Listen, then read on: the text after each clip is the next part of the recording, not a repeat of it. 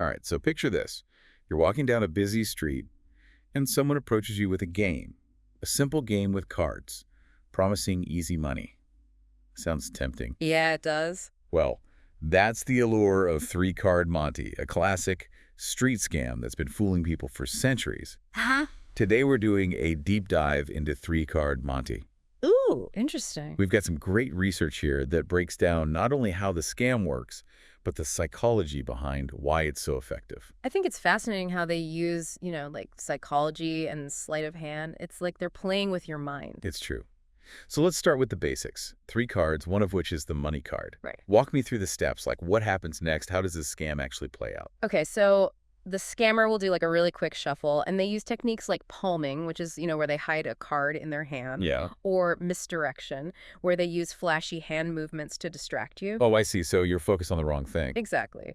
The goal is to make it impossible to track the money card. Like a magic trick? Hmm. But instead of a rabbit, your money vanishes. Exactly. And they might even have a few accomplices in the crowd pretending to be random people. Oh, sneaky? Yeah, they'll win a few rounds just to, build trust and make it seem like anyone can win. Ah, the classic too good to be true trap. Hmm. Preying on that desire for easy money. Totally. And it works because, even if you think you're being observant, these scammers have been practicing these techniques for years. They know what they're doing. So it's not just about watching the cards, it's about being aware of the entire performance, the whole act. Right. And don't forget the social pressure aspect, too. Okay, what do you mean by that? How do they use social pressure? Think about the environment. You're usually on like a busy street corner. Right? There are people all around. Lots of distractions. Exactly. And some of those people are likely accomplices, pretending to be excited players. They'll cheer when someone wins. So there's this energy, this sense of legitimacy that draws you in. Oh, I see. So it's like you feel like you're missing out on this party, this chance to win easy money, just like everyone else. The bandwagon effect, as they call it. Exactly. They create this social echo chamber where it's really hard to resist joining in, even if a part of you is thinking, wait a minute, this seems fishy. And that little voice in your head is probably right. So let's say you ignore those red flags and decide to play. What happens then? Well, they'll ask you to place a bet and pick a card. You'll be convinced you've been tracking the right one, but guaranteed, when you flip it over, it's not the winner. Poof, your money's gone. It's really a brilliant combination of sleight of hand, psychological manipulation, and social pressure, isn't it? It is. But like we said, understanding how it works is the first step in protecting yourself.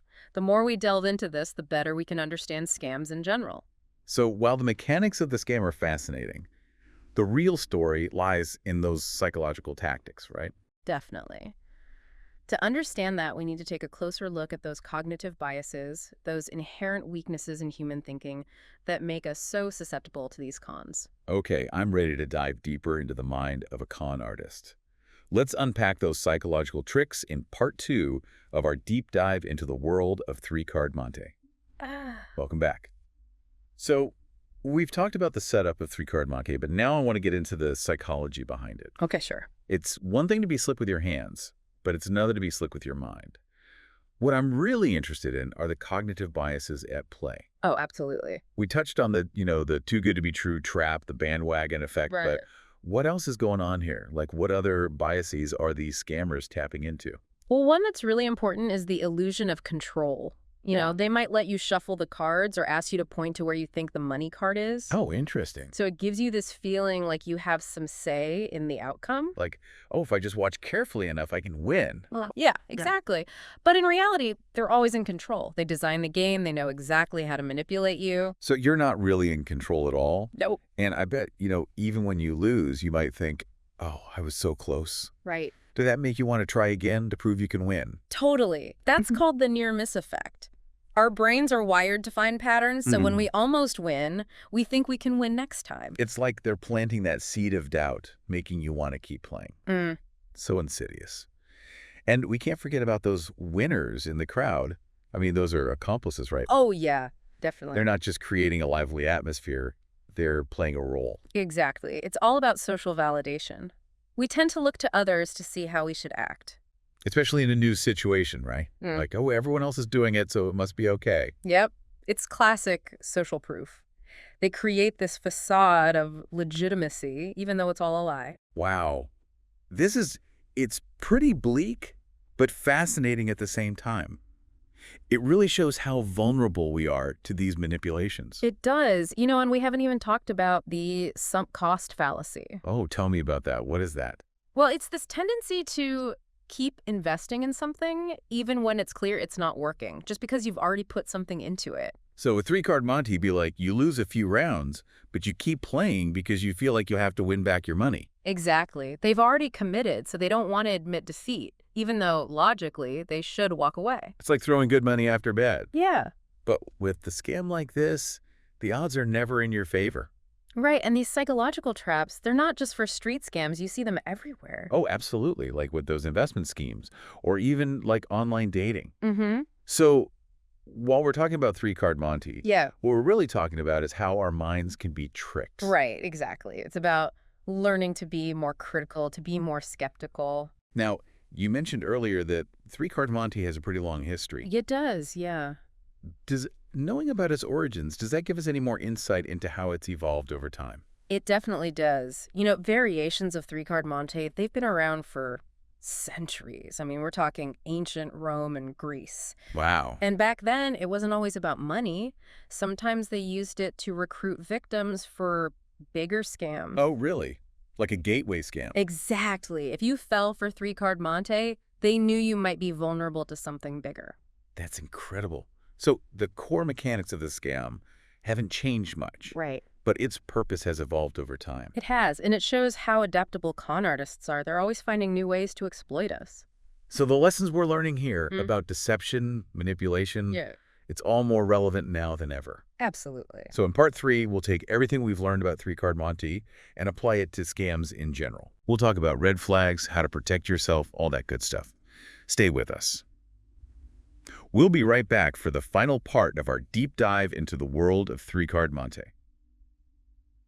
Welcome back to our deep dive. We've really gotten into the nitty-gritty of three-card Monte, but now I want to zoom out, look at the bigger picture. Okay. What are some of those universal red flags, the things that should make us, think twice no matter what kind of situation we're in? Well, I think, the most important thing is that old saying, if it sounds too good to be true, it probably is. Right. It's so simple, but so true. It is. And it applies to, so much more than just street scams. It's like anytime someone is promising you quick riches, easy solutions, guaranteed returns, be skeptical. Especially when they make it sound so exciting. Exactly. You got to take a step back, use your critical thinking, ask yourself, what's the motivation here? What's the catch? Yeah, because there's always a catch. If it sounds too easy, too convenient, that's a red flag. Absolutely. Another one is high-pressure sales tactics. Oh, yeah, like the whole limited time offer thing. Yeah, exactly. They try to rush you into making a decision, say you'll miss out if you don't act now. They play on that fear of missing out. They do, but legitimate businesses, they don't need to do that. They give you time to think. So if someone's trying to pressure you, Mm-hmm. that's a sign to slow down, do your research. Exactly. Speaking of research, that's crucial. Anytime you're considering something, especially if it involves money, verify the source. Don't just take their word for it. Right, check online reviews, see if there are any complaints, really do your due diligence. Exactly. It's so easy to find information these days. Use the internet to your advantage. It's like having a whole detective's toolkit at your fingertips. Uh-huh. And finally, I think this is really important. Trust your gut. Yes, If something just feels off, listen to that feeling. absolutely. We talked about those cognitive biases, how they can cloud our judgment, but sometimes your intuition is picking up on something that your conscious mind isn't. So it's not just about, being analytical. Yeah. It's also about trusting yourself. Right. It's about finding that balance. Well, I think that's a great note to end on. We've learned so much about three-card Monte, the history, the mechanics, the psychology, Mm-hmm. but really what we've learned are lessons that can help us avoid scams in all areas of life. Yeah, exactly. Knowledge is power. So stay curious, stay informed, and most importantly, remember, if it seems too good to be true, it probably is. Absolutely. Until next time, happy deep diving.